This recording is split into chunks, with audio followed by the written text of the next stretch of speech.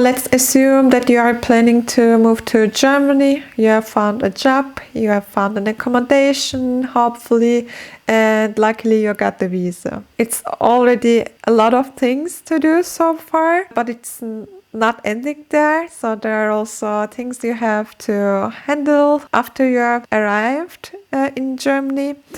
And I want to give you a basic to-do list for your first few weeks in Germany, the basic things you should do based on my personal experience. So let's get started. I was lucky that I had a friend.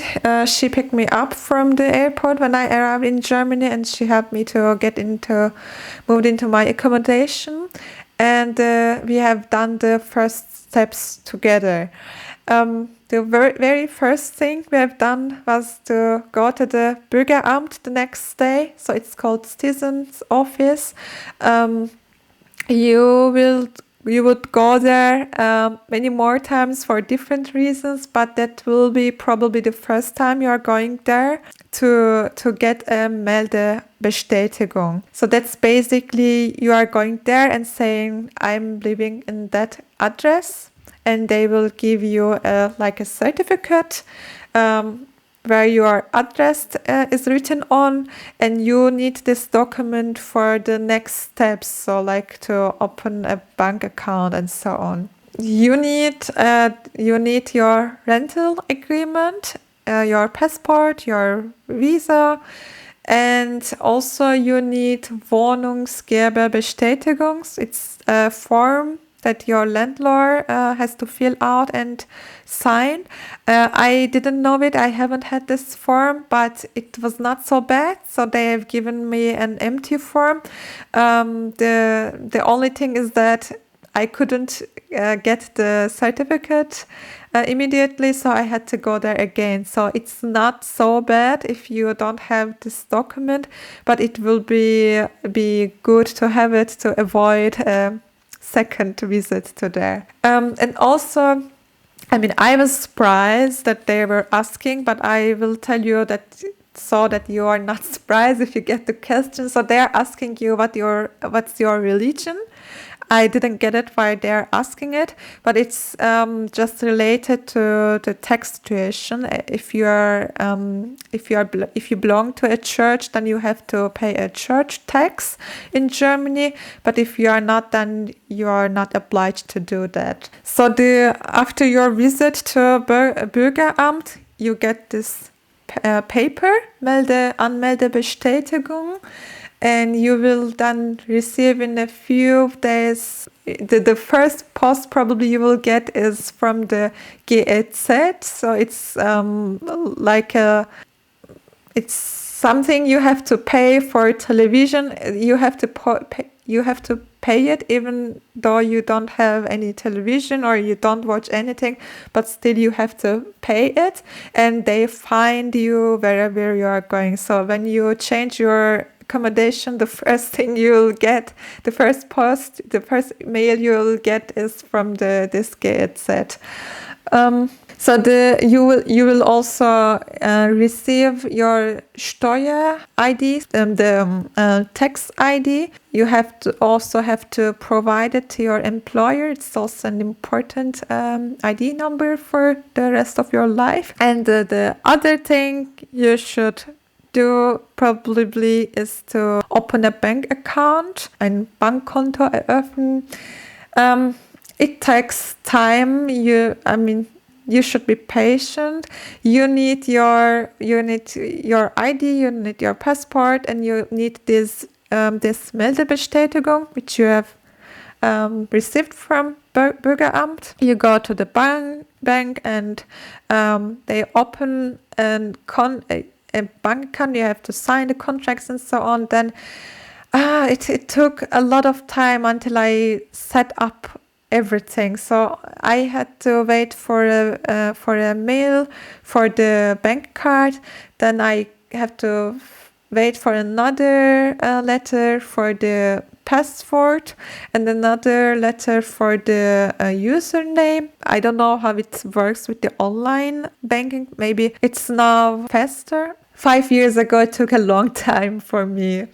And it's important because if you are working, you need a account number to provide to your employer so you can get paid. The other important thing is if you are not European Union citizen, then you have to prolong your Aufenthaltstitel, the visum. In my case, they have just given for 6 months. Even though my contract was long for a longer period of time, so that was the maximum they would give, 6 months. Then I have to make an appointment in the Ausländerbehörde, the foreign office, and it takes time to get an appointment. So I would suggest you to try to get an appointment as soon as possible. At least have a contact there. Maybe it differs in each city, but in Heidelberg it was difficult. And the other thing you need is to make a Krankenversicherung and health insurance. There are private ones and also the gesetzliche, so not the private ones, but there are different providers.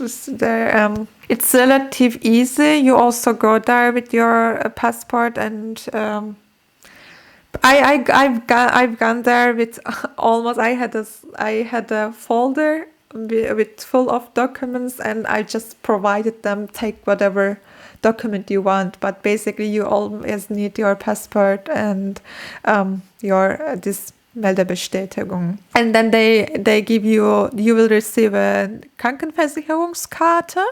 You need it each time when you visit a doctor's office. And also they give you the social numbers. It's related to your pension, the Rente, and this number you also have to give your employer. And the other thing I would recommend to get a German mobile phone number. I mean, if you are living in a European Union, maybe you don't need it.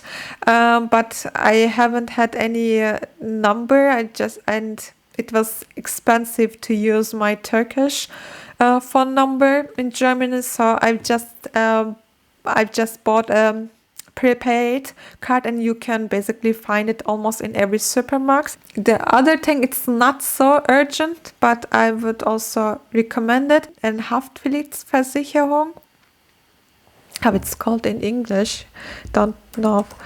Okay, liability insurance. I didn't know it. So it's basically it's an insurance to save you from the big damage. So it's like a financial damage. For example, if I ride a bike and then I just tossed into another car door and I've damaged their property, maybe I have to pay thousands of euros to that person. Then if I luckily have Haftpflichtversicherung and if they agreed on that, then this insurance would pay at least some part of this damage. I mean, I've lived until 25 in Turkey without that kind of insurance, but I mean, in Germany, another country, it's best to stay on the safe side, I guess. And the last thing I would recommend to get a thick folder. So I will show you. So that was my first folder that I bought when I come to Germany. So it was in 1 year. It got all the documents. I put every important documents in it, and you can't imagine, in a few months you get a lot of letters, and some of them are important. It's good to know where they are. And now I have 3 folders full with papers. So that was it. Actually, it's not a full list, but I've tried to put the most important, the basic things related to almost everyone. I hope I could help you a little bit. I hope you have enjoyed this video. See you next time. Bye.